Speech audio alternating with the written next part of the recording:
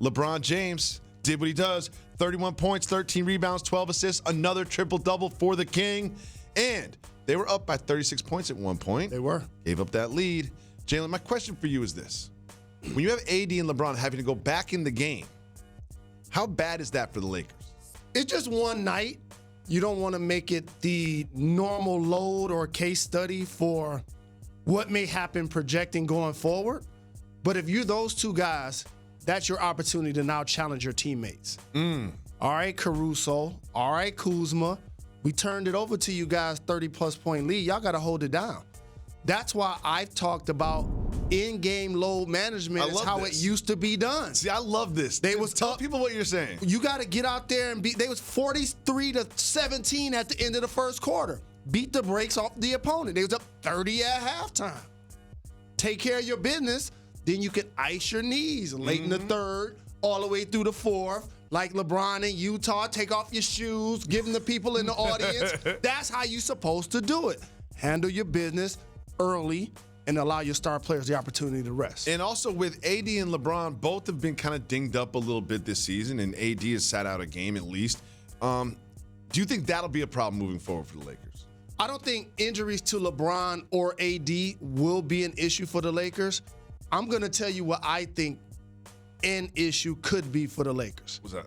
And you're a LeBron stan, so Love LeBron. You're not going to get this one. What? LeBron is one of the greatest basketball players to ever do it. I love what you're saying. I'm not breaking news by saying that. I would say the greatest, but continue. You ready for this? What's the problem?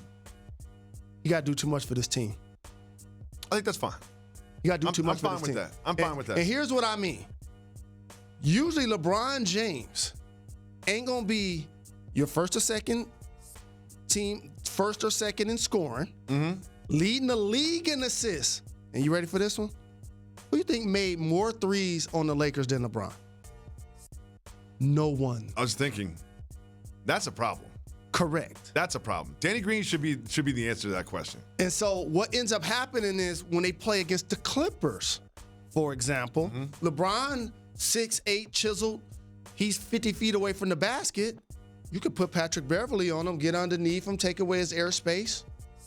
Slide Paul George on him some. Slide Kawhi on him some. Harkless is a good defender. That's why out on the perimeter, the Clippers have given them issues when they face one another. So, Jalen, let me tell you why that's not a problem to me. Okay. This is the first time in, I'd say, a decade, LeBron had the summer off.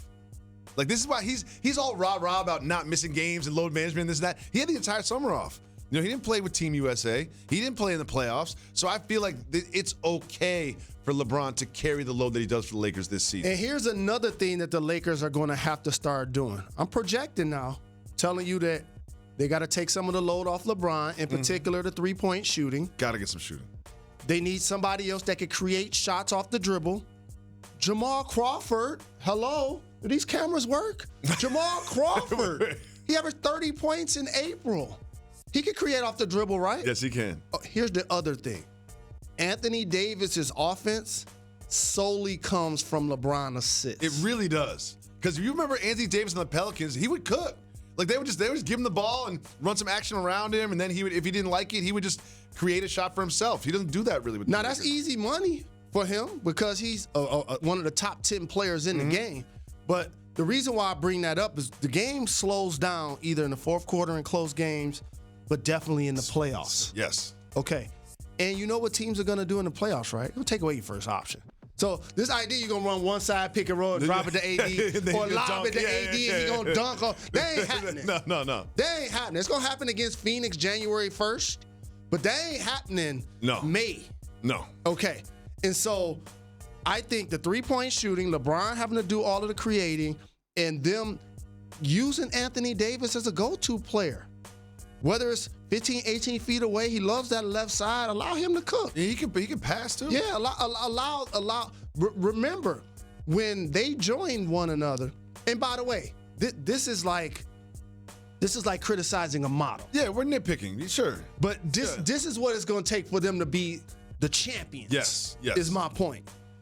Anthony Davis, they talked about running the offense through him when he joined the team. They're not doing that. They're not doing that at all. Yeah, I do remember LeBron, he was like kind of deferring a little bit to Anthony Davis. No, they're not doing that. That's not what's happening. LeBron is doing for the Lakers.